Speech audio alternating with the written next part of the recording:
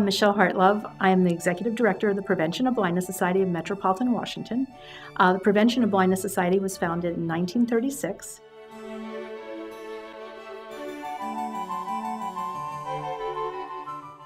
My name is Gloria Butland, and in 1999, I was asked to help for a gala just like tonight, and I said yes, and I didn't know what Dr. Simons meant for me to do.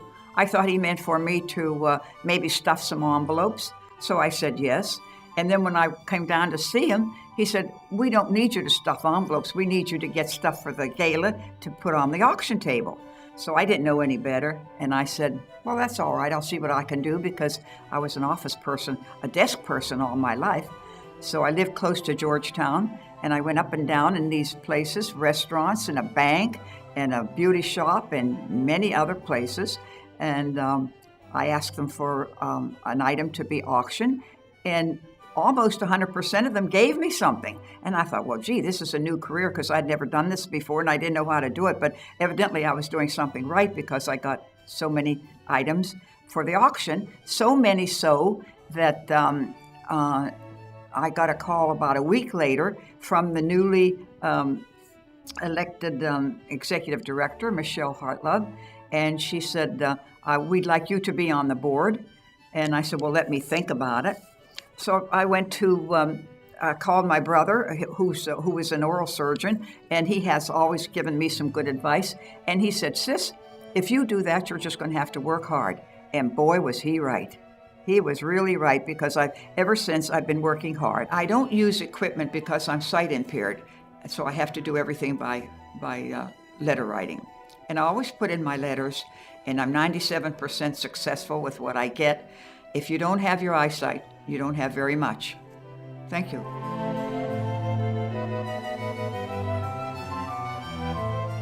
My name is Barbara Terrace, and I have been working for POB for 27 years. I am the director and of the Eyeglass Clinic, and it's my program that I started many years ago. The Glasses program has come a very long way and helped a lot of people, because we're the only organization that offers eyeglasses at a reasonable price, and we do help tons of people, and it has just grown tremendously. As you know, it's now 5 days a week, and there's 4 of us working there. So it's come a long way from when I started upstairs in the conference room.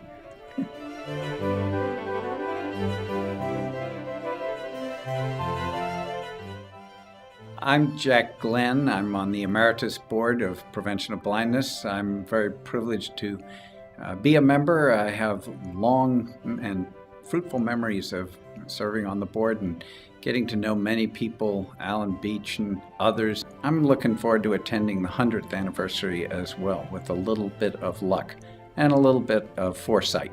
That's a pun.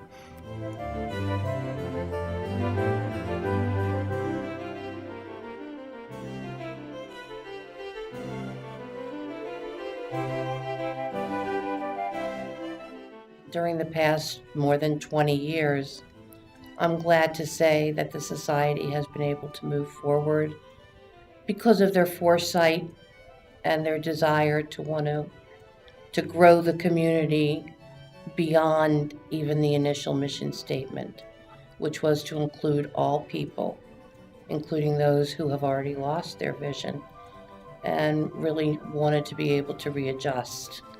And Prevention of Blindness provided a place that through many of the groups that we have and programs that we run, to make the idea of vision loss not quite as scary as it is for many people. And I look forward to continuing the affiliation with the Society and continuing to grow this program by establishing a larger cadre of screeners to help out in the screening program.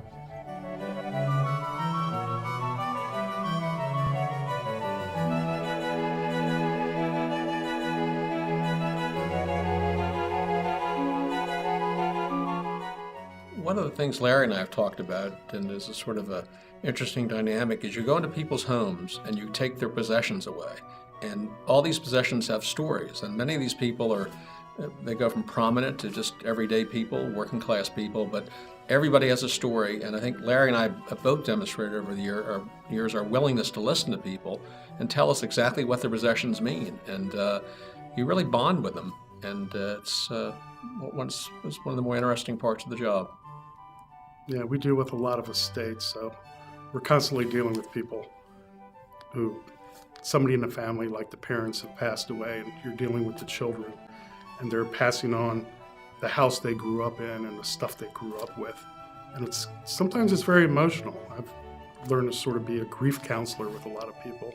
And I was in my 30s when I started, and I'm going to be 60 next month, and now I'm like looking at them, they're all the same age as me.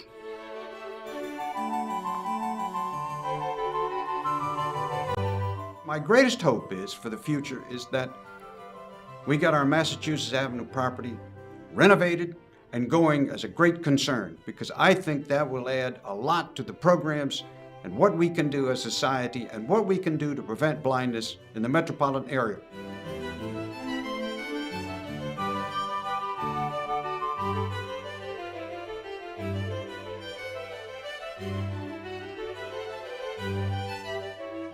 Well, I certainly hope that the move to the new building will be successful, and that you'll be able to consolidate some of the work and some of the different facilities we have into that operation, and give you the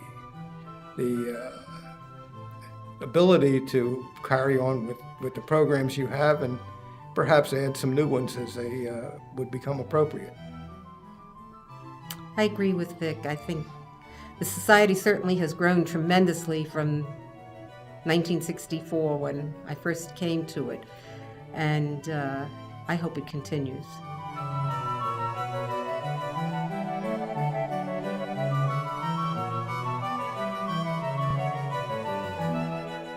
My hope for POB is that, and I'm sure I'm very hopeful, I'm very optimistic. First of all, POB, Prevention of Blindness Society, has a strong financial base, which is, of course, one thing that's vitally important for the future. And secondly, has a talented executive director, okay, who understands and carries on the mission and the goals of the society. And the third thing is, as we age, the need for vision care and the concern about vision problems is going to continue and expand.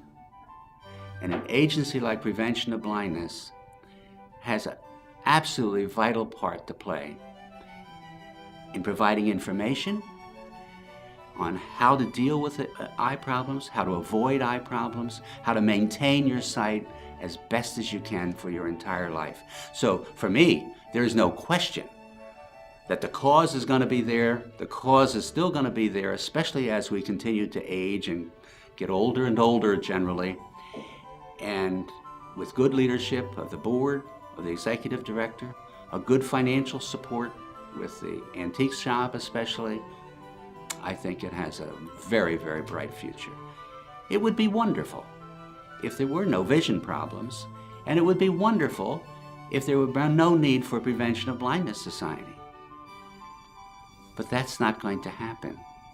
There will continue to be need for the services provided.